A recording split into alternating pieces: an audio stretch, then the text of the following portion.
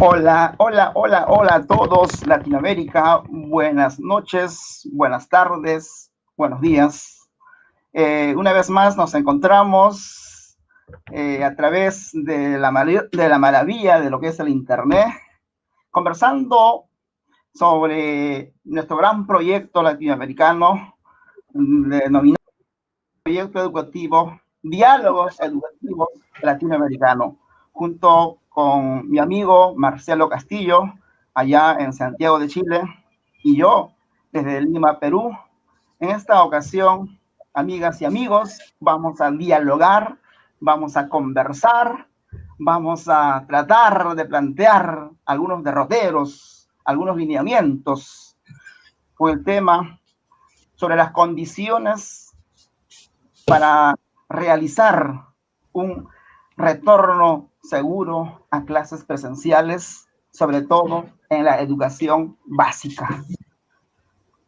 Sabemos que en esta coyuntura social que nos corresponde afrontar,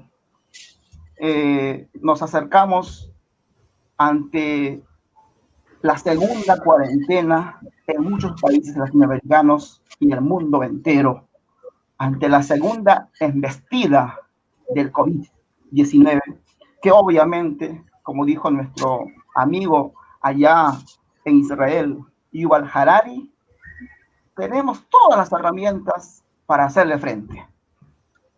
Poseemos la ciencia y los conocimientos para hacer frente a este COVID.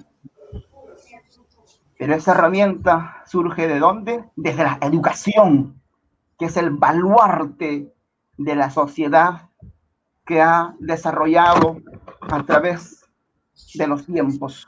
Y hoy esa es nuestra más preciada herramienta para salir airoso ante cualquier desafío que el destino o la naturaleza pueda ponernos en prueba.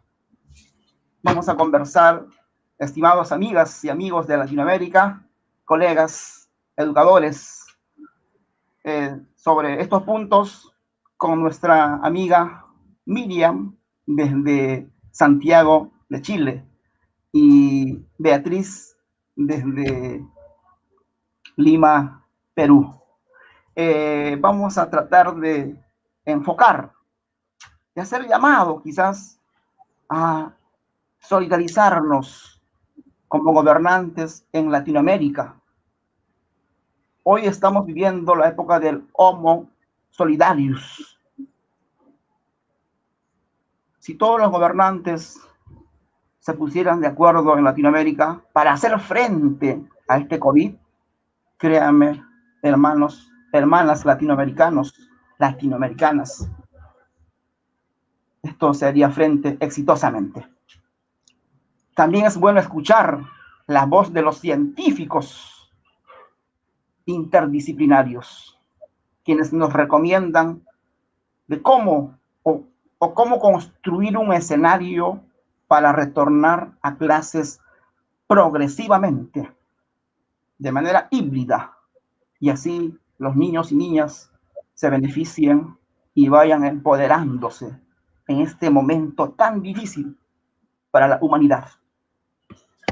Asimismo, amigos y amigas, vamos a también hacer llamado a los empresarios, a los funcionarios, a que tomen conciencia y pues servir a la sociedad y a la ciudadanía. En ese sentido, vamos a empezar este diálogo fantástico para toda Latinoamérica. Marcelo, amigo, estamos digamos, en este gran reto de dialogar, porque son momentos de diálogos, son momentos de conversaciones y no de enfrentamientos y no de trabajar solos, sino todo Latinoamérica en un solo puño, en un solo corazón, para hacerle frente a la pandemia con nuestra única herramienta que poseemos, la educación. Marcelo. Hola David, un gusto estar aquí en una nueva versión del programa con dos colegas, con dos profesoras invitadas, una de Santiago de Chile Miriam Rabá, ¿cierto? Y Beatriz de Lima, Perú. Antes de entrar en el tema que nos convoca hoy día, de, bueno, qué pasa con esta presión que se está haciendo no solo en nuestros países, sino que en muchos países, especialmente acá en la región latinoamericana, esa presión por retorno a clases presenciales. Antes de entrar en eso, una breve presentación, por favor, para que las conozcamos. Partimos contigo, Miriam.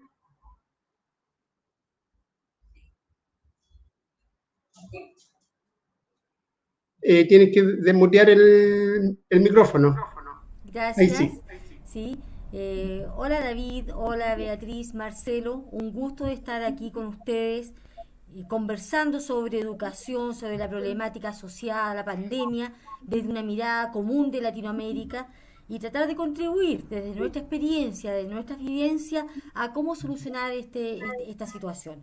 Nosotros en Chile hemos estado complicados, como toda Latinoamérica, y bueno, feliz de estar aquí en este encuentro. Me presento, mi nombre es Miriam Rabá, soy profesora de biología de hace muchos años, más de 35 años de experiencia en el aula. Espero no jubilar todavía, aunque ya estamos cercanos a ello y bueno, aportar con mi experiencia en este encuentro. Gracias por recibirme. Gracias, Miriam. Beatriz, una breve presentación. Micrófono. Gracias. Ahí sí. Estimado David, ¿no? Agradecida por la invitación. En realidad es muy interesante este espacio de diálogo porque es momento de hacer reflexiones. Es más, nosotros desde nuestra postura de docentes tenemos que elevar propuestas. ¿Por qué? Porque es necesario que el sistema educativo escuche a las bases, ¿no? El sentir, porque llevamos en nuestras palabras a nuestros estudiantes, a sus padres de familia, frente a esta situación, ¿no? Agradecida por el espacio y espero que podamos tener, y seguramente vamos a tener un interesante diálogo frente a la coyuntura de la pandemia de COVID. Gracias, Beatriz. Mira, con David estuvimos viendo cómo enfrentamos este problema que tiene distintas aristas. Partamos por el hecho de que aún estamos por terminar enero, pero parece que tenemos autoridades que tienen una bola de cristal, que conocen el futuro, porque están con mucha convicción llamando a que las clases presenciales se tienen que iniciar aquí en Chile empezando marzo, en Perú a mediados de marzo, y sabemos por el comportamiento que ha tenido la pandemia, nadie puede anticiparse. Nadie tiene claro en realidad cómo viene la mano sanitario, digamos, en el mes de febrero y en qué condiciones vamos a estar al principio de marzo. Pero ya están ejerciendo esa presión y están inclusive en un plan de financiar a las escuelas para que hagan ajustes en la infraestructura, en comprar elementos para, digamos, el protocolo sanitario, pero lo dan por hecho. Entonces, ¿qué les parece a eso a ustedes? O sea, esa presión, que no es de ahora, esa presión fue durante todo el 2020 por volver a clases, dejando de lado lo que es primero. Y lo primero aquí es la salud y la vida de las personas, ¿no? Eh, Miriam, ¿cómo lo ves tú, esta presión para que aquí en Chile, en marzo, las escuelas estén en clases presenciales? Mira, es una apuesta absolutamente arriesgada, ¿ya?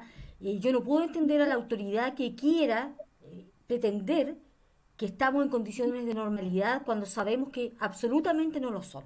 Nosotros entendemos que la presencialidad es importante.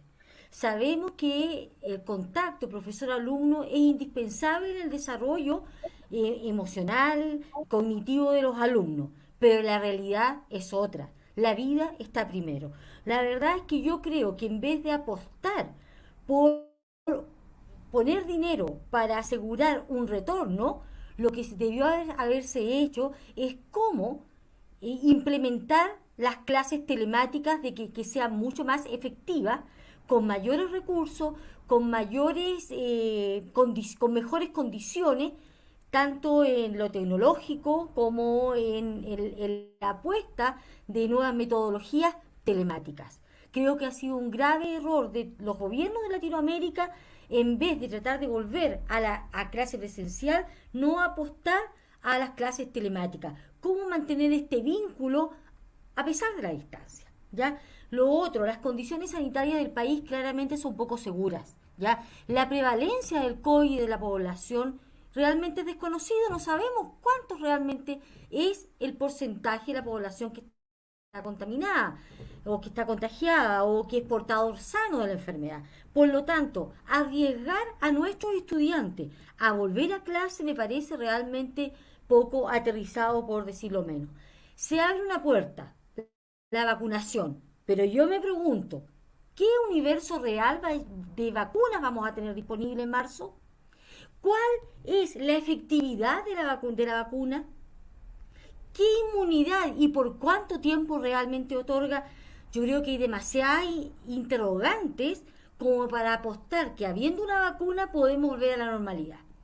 Yo insisto, el Estado chileno y de todos los países de Latinoamérica debieron garantizar mejores condiciones para una clase efectiva, aprendizaje realmente significativo de los alumnos a distancia y no pretender una normalidad que realmente no existe. Y por último, que no se me quede afuera, escuchar a las comunidades. Aquí hay tosudez de parte de las autoridades. ¿Ya? Yo entiendo que hay un mundo empresarial que quiere que volvamos a trabajar lo antes posible, que todos volvamos, ¿cierto?, a producir para mantener un sistema económico que sabemos, ¿cierto?, cuál es su naturaleza, al menos en nuestro país, neoliberal, donde todos los esfuerzos se hacen, ¿cierto?, en generar más dinero, no calidad de vida. Entonces, en esa apuesta hay una ansiedad de parte de la autoridad volver a las clases. ¿Por qué? Porque también hay una mirada de parte de la autoridad, y con esto termino, ¿cierto?, de que las unidades educativas son también guarderías, para que los padres puedan trabajar, para que los padres puedan producir. Y en esta histeria estamos dejando lo más importante de lado. No escuchamos a los padres, no escuchamos a los profesores para volver a una normalidad que en definitiva no existe. Muy claro tu planteamiento, Miriam. Un poco desde la perspectiva de acá, ¿no? En Santiago. Pero, ¿cómo lo ve Beatriz allá en Lima, Perú, esta situación? Bueno, por mi naturaleza de docente de educación básica, yo me he dado cuenta, y aparte que he tenido la oportunidad de hacer trabajos de investigación en el interior del país, me he dado cuenta que en el Perú siempre hemos tenido una crisis social, económica, cultural, antes que una crisis pedagógica. En la actualidad está mucho más profundizada esta percepción, ¿no? En la actualidad sí se han realizado encuestas sobre el regreso a las clases, y si más estoy apuntando a los datos específicos, un 47% de padres de familia no estaban de acuerdo. Nuestro ministro de Educación el año pasado en varias oportunidades anunció el regreso de clases presenciales, sabiendo que no había condiciones, y bueno, nadie lo creía. El 47% de padres se negó rotundamente a través de las encuestas, ¿no? Y un 20% no opinaba. Eso, bueno, en realidad en el Perú no nos ha causado ninguna suspicacia, porque en realidad sabemos que no estamos cerca al retorno presencial de clases. Actualmente nuestros estudiantes, si nosotros seguimos en nuestro diseño curricular nacional, La currícula del Perú está en el logro de competencias a través de desempeños de nuestros chicos. Sin embargo, en la actualidad, esto va a pasar a un segundo plano. En nuestros hogares, en muchos de nuestros hogares, el aprender para nuestros estudiantes de la clase pobre, pobreza extrema y los mal llamados clase media, porque en realidad no existe esa clase media que el INEI está especificando en sus estándares, porque no es la clase media ya, esa clase media se preocupan por sobrevivir el día a día, no por aprender. Esa es la coyuntura y la presión que tenemos dentro de nuestros rangos sociales. Más aún, hay una pequeña, un pequeño, voy a llamarle histeria, aunque peco en tal vez exagerar, ¿no? Coyuntural el día de hoy y el día de mañana, que estamos entrando en una segunda cuarentena. Hay un caos vehicular, los estudiantes están asustados, los padres de familia, y en esta coyuntura estamos en las vacaciones escolares y los estudiantes que han desaprobado deben tener una carpeta de recuperación. Simplemente preguntamos cuántos alumnos han desarrollado la carpeta de recuperación, es mínimo, mínimo. Ni siquiera alcanzamos al 8% de estudiantes que se preocupan de recuperar el año que han desaprobado el año pasado. O sea, en nuestro país, al margen de lo que digan los indicadores y lo que digan los agentes sociales, se sobreentiende entre voces que esta realidad está alejada de nosotros, del Perú en sí, ¿no? Del Perú en sí. Yo creo que en este sistema que nosotros tenemos, los peruanos estamos solicitando a nuestro gobierno que en primer lugar veamos las medidas sanitarias de seguridad para todos nosotros, ¿no? Veamos la forma viable de transportarnos con seguridad y obtener nuestra alimentación básica y una canasta básica de alimentación. Todo esto merma a nuestros estudiantes que ya, por el momento, han visto pausada su aprendizaje, ¿no? Y yo supongo que va a haber otro espacio para poder hablar de la brecha que se va a aperturar, porque justamente estos jóvenes, tenemos dos grupos ahora. Tenemos un grupo de jóvenes que sí tienen facilidades virtuales, apoyo de sus padres de familia y que están logrando su aprendizaje. Mire, contrariamente, les podría contar que en Fondet, las experiencias exitosas, a comparación de años pasados, en el Perú se ha visto creativas propuestas tecnológicas de los escolares en zonas rurales, como robots hechos a reciclaje, como por ejemplo antenas parabólicas hechas con material de reciclaje, como por ejemplo jóvenes que han creado, que han visto la forma de cómo limpiar sus lagunas. O sea, esa coyuntura que yo os estoy explicando, ese desarrollo tecnológico de nuestros estudiantes no se han visto en épocas de que no eran pandemia, ¿no? Esos jóvenes, y así como las clases sociales altas, están logrando la competencia. Pero nuestros jóvenes, la mayoría de los niños del Perú, no lo están haciendo. Y la brecha que nos separa en su aprendizaje se va a ampliar mucho más. Esa consecuencia lo vamos a ver de acá a 5 años. Esa generación que se ha privado de su aprendizaje por esta coyuntura. Niños de 3 años, 4 años, 2 años, 5 años, que no van a volver a tener esa edad y repotencializar su aprendizaje con la educación presencial. Es esta percepción que estamos viviendo en el Perú. Bien, gracias Beatriz, gracias Miriam con ese diagnóstico, y en ese camino para acortar las brechas educativas, que eso en el fondo va a tener un impacto social y aún más va a distanciar la sociedad latinoamericana, cuando deberíamos hacer el esfuerzo, todo lo contrario, para cohesionar a la sociedad. Y en ese camino de cortar brechas, en ese camino de plantear derroteros, de plantear propuestas de alternativa, de solución ante esta insólita coyuntura que estamos experimentando. Miriam, quisiera escucharte de Latinoamérica, las propuestas, desde esa mirada solidaria, desde su enfoque, para contribuir a hacer frente a esta pandemia que seguramente, como dije hace ratos, y lo dicen los científicos, saldremos airosos. Miriam, te escucha Latinoamérica. Gracias, David. Mira, yo creo que en vez de centrar nuestro esfuerzo, vuelvo a insistir, por volver, toda la comunidad nacional debería implementar medidas para digitalizar, para formar aulas digitales. ¿Ya? Yo creo que eso es fundamental. Cuando volvamos a la normalidad podremos, ¿cierto?, establecer las prioridades, las necesidades, cómo nivelar a nuestros alumnos, tratar, ¿cierto?, de acortar esta brecha. Pero en estos momentos de crisis, yo creo que el esfuerzo de los empresarios, de las autoridades, de los políticos, debe ser en centrar una muy buena calidad de aula digital, preparar a los docentes, asegurar el Internet a todos los alumnos, ¿ya? Que efectivamente el Internet llegue a todos para que ningún alumno se quede fuera, ¿cierto?, de estas clases a distancia. Pero desgraciadamente nuestras autoridades han dicho otra cosa, hay que volver, hay que volver. Y yo creo que para volver hay que asegurar condiciones mínimas. Primero, ¿cierto?, la cantidad la prevalencia del COVID, que no haya más allá de 20 personas por millón de habitantes contagiados.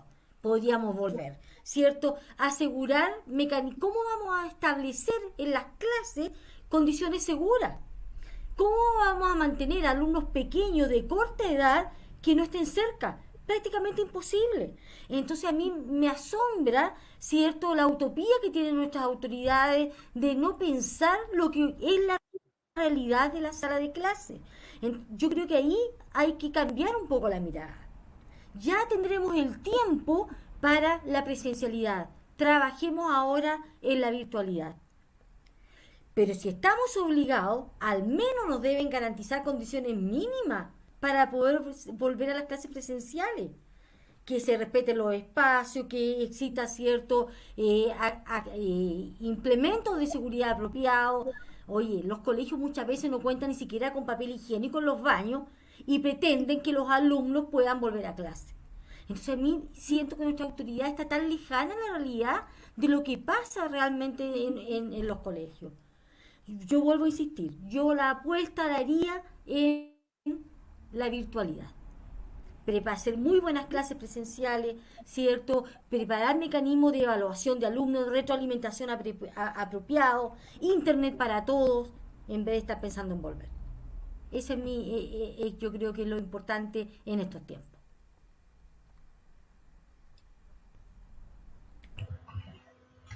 Bien, gracias Miriam.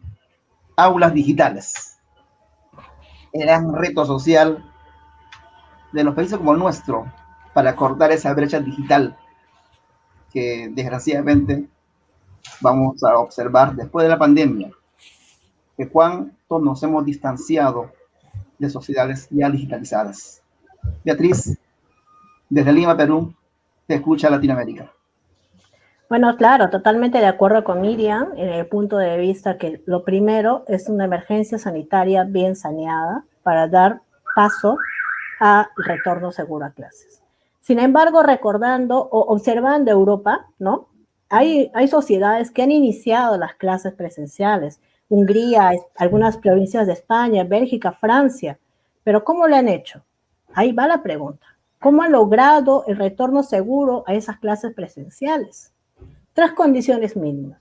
1, factor de disminución en contagio de COVID, básico, primero. Segunda condición, aplicación masiva de las vacunas. Y tercera condición, y muy importante, que es la asesoría a los padres de familia, a los protectores o a los apoderados de sus hijos. ¿Para qué? Para que aseguren que estos niños van a llegar con la disciplina correcta a la institución donde están estudiando. En Latinoamérica, uno de los países que ha tenido una fuerte discusión si regresa o no a clase es Colombia, ¿no? Ellos debieron haber tenido su inicio escolar el 23 o el 25 de enero, si más no me equivoco. Hubo una controversia total. Bueno, Miguel es Julián de Zuviría justo estaba comentando en todas sus ponencias, ¿no? Ellos han hecho un plan nacional de alternancia presencial y semipresencial. Hubo un plan piloto con un 75% de éxito, en el cual los estudios indicaron en Colombia que sí, el contagio no se realiza en los centros educativos o en las escuelas. Había un gran índice de padres de familia y empresarios de la educación privada en querer iniciar. Sin embargo, no se logró iniciar las clases presenciales. Y eso fue un esfuerzo coyuntural dentro de Colombia y no se logró.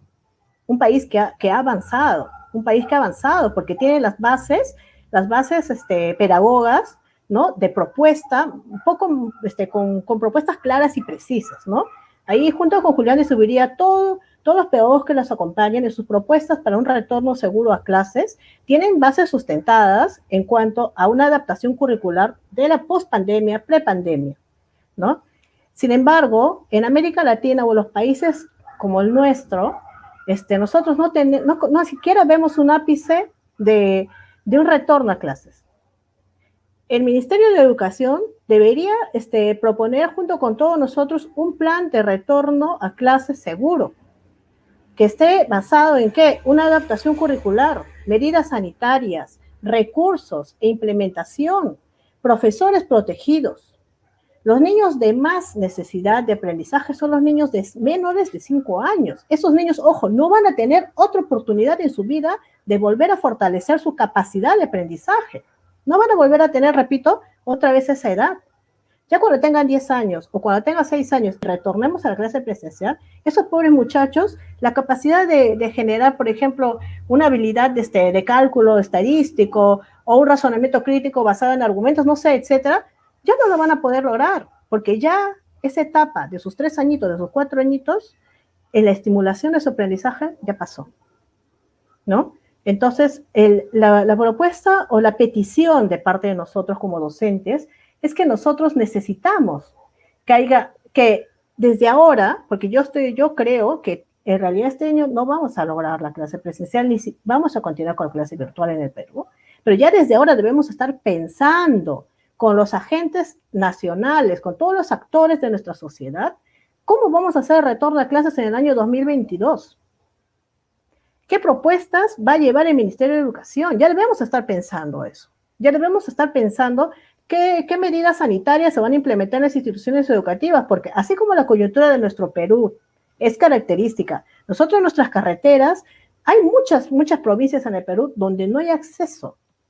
Hay muchas provincias en el Perú que solamente se llega por vía aérea.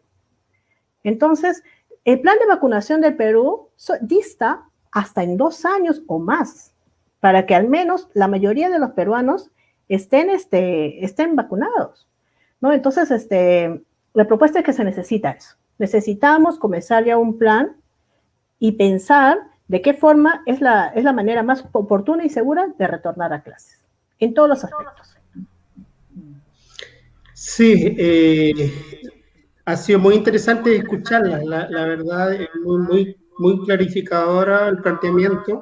Miriam decía, falta escuchar a las comunidades, y Beatriz dijo una palabra clave, dijo, las propuestas que haga la autoridad, el Ministerio de Educación, que la haga junto con nosotros. Aquí en Chile ese ha sido el punto de tensión, digamos, de que han tomado muchas medidas sin tomar en cuenta a quienes somos los actores principales en esto, los que estamos en las escuelas, estudiantes, profesores, los trabajadores de la educación, las mismas familias, los padres apoderados de los estudiantes que también concurren a la escuela, sobre todo los niños más pequeños. Esta semana aquí se hizo el profesorado, el Colegio de Profesores, que es la organización que organiza el profesorado en Chile, hizo una encuesta sobre qué postura tomar respecto a formar parte de una mesa, porque aquí la autoridad ha querido excluir a las comunidades planteaba, ¿cierto?, de que no solo el colegio de profesores, los demás no nos interesa escucharlos. Bueno, nosotros dijimos no, o es con todos o no podemos ir solo un actor de la comunidad, tienen que estar todos los actores en esa decisión, en esas propuestas. Bueno, ganó la opción, y por una amplia mayoría ganó la opción de que participaríamos condicionado a que se abra esa mesa a los otros actores de la comunidad educativa. Bueno, esa tensión, la verdad que nosotros con esta conversación nos estamos adelantando a esa tensión que va a venir, y muy fuerte, sobre todo a inicio de marzo.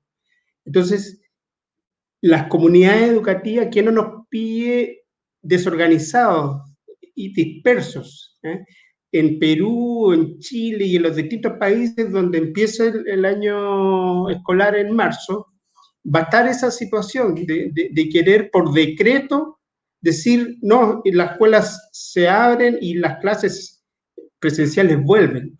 Eso no puede ser. O sea, para que sea una decisión validada y que tenga el suficiente grado de confiabilidad de la gente, especialmente de los padres de los niños, tiene que ser un acuerdo, digamos, conversado, acordado ampliamente y con fuerte protagonismo de los verdaderos actores educativos, no los expertos, digamos, no, con participación, por cierto, del mundo de la salud. O sea, tiene que haber epidemiólogo en esa mesa, tiene que haber algunos expertos, pero no podemos tomar, o sea, no va a estar legitimado socialmente ni en las comunidades educativas si no se hace una mesa que convoque a todos y la decisión que se tome sea una decisión acertada o que tenga errores, pero donde todos se sientan parte y se sientan responsables.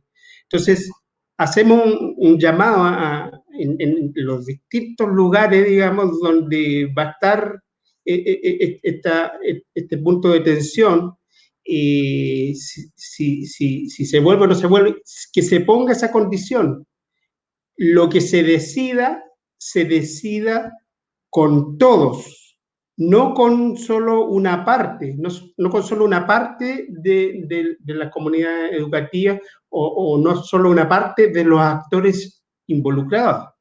Así que muy interesante, creo que hemos hecho un aporte al hacer este planteamiento, digamos, de mantenernos atentos, mantenernos unidos, que no nos pillen dispersos, como decía, para que lo que ocurra realmente sea algo en lo que todos estemos de acuerdo y teniendo como premisa de que aquí no hay una resistencia a la vuelta a clase. Todos queremos volver a clase, nadie quiere estar en la casa. No es que no queramos volver a clase, lo que queremos es volver con condiciones de seguridad mínima en términos de salud y para la vida, ¿no? El tiempo no perdona, ya se ha avanzado bastante minutos en nuestro programa. David, ¿te parece que ahora les pidamos a nuestros panelistas unas palabras de cierre, alguna cosa que nos alcanzaron a decir, en un minuto redondear y cerrar su intervención? ¿Les parece? Miriam, tus reflexiones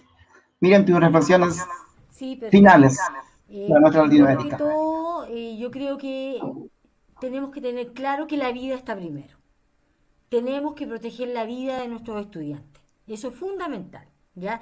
Pero también quiero aprovechar esta instancia para agradecer a todos los docentes de Latinoamérica por el esfuerzo que han tenido que hacer para adecuarse a esta nueva realidad. Ellos han costeado con sus propios recursos el Internet que ha permitido mantener los servicios educativos. Y eso nadie lo puede desconocer. El esfuerzo que han hecho nuestros colegas, ¿cierto?, de ponerse a tono en una nueva forma de hacer clases, no es menor, con un gran desgaste personal para su familia. y también a nuestros padres y apoderados que han tenido que acompañar, ¿cierto?, a nuestros estudiantes para poder sumarse a esta nueva forma de hacer clase. Pero vuelvo a insistir, la vida está primero. Mientras no se garantice condiciones seguras, no podemos volver a la presencialidad. Pero eso no significa que no podamos prestar servicios educativos de calidad. Los profesores estamos preparados para ello.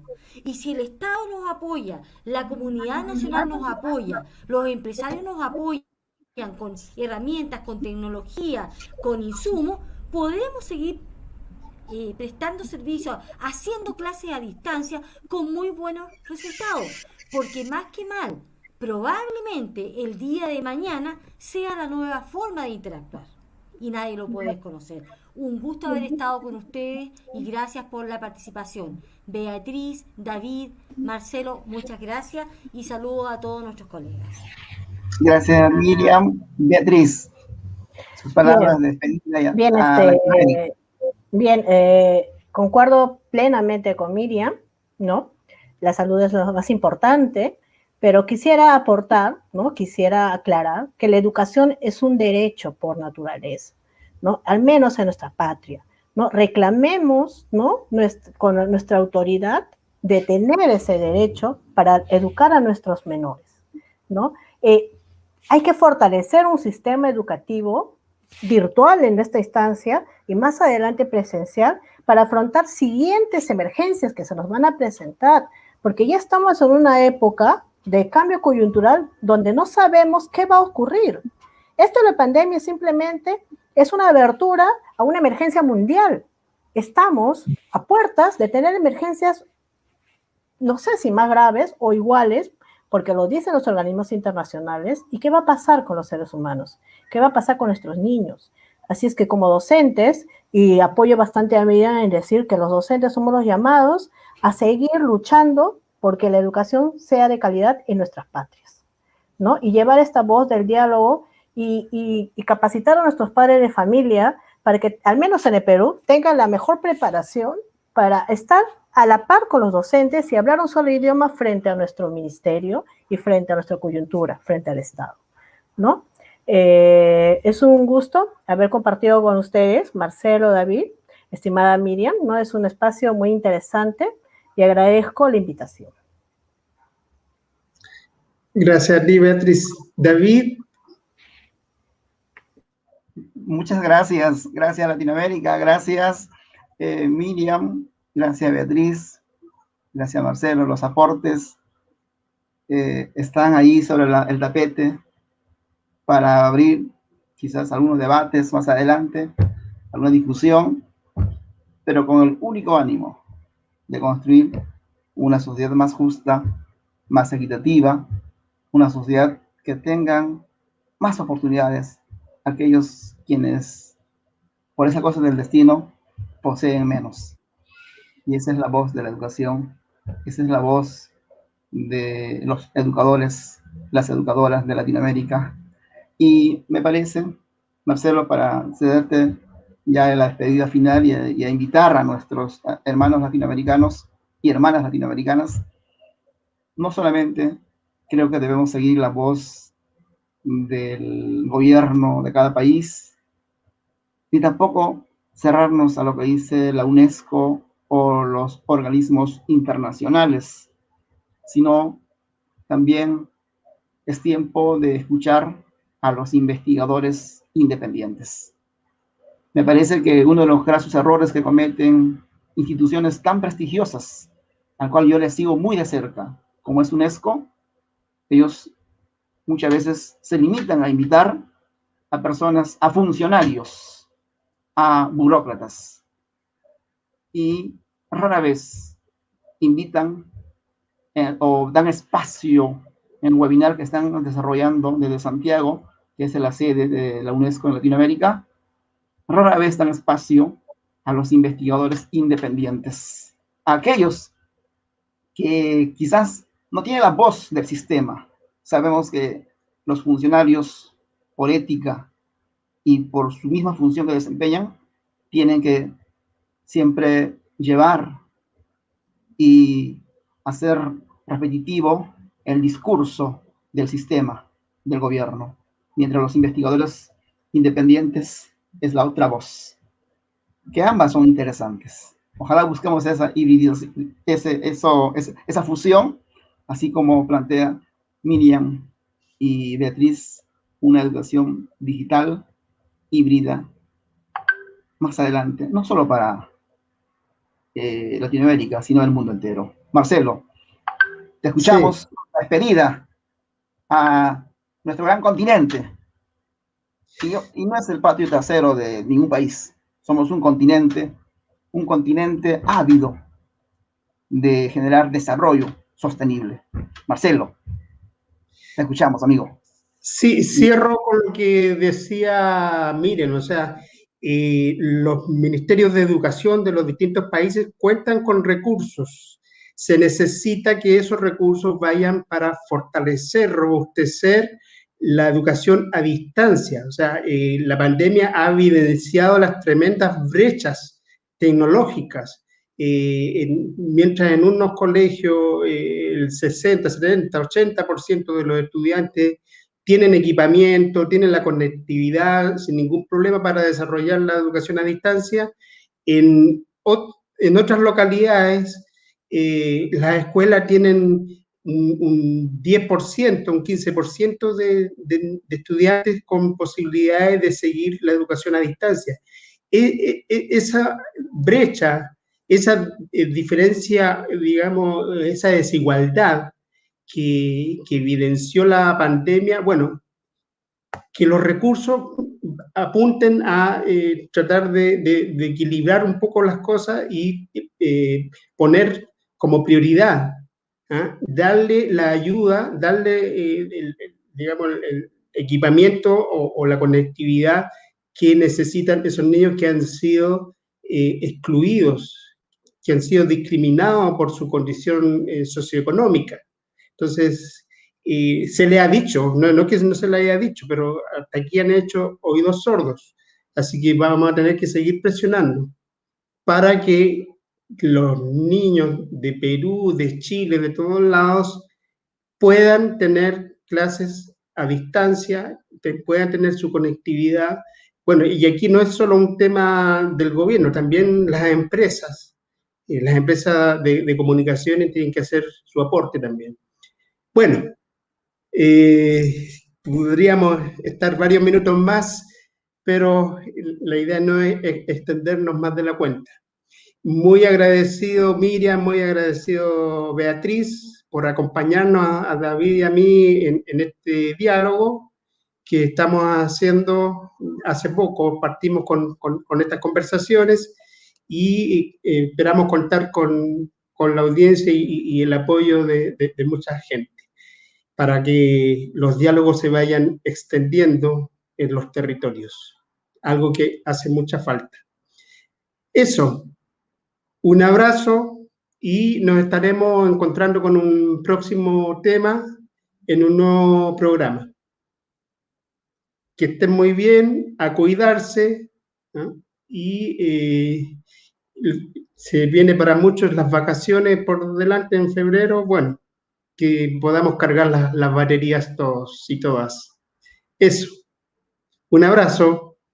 Que estén muy bien. Chao, chao.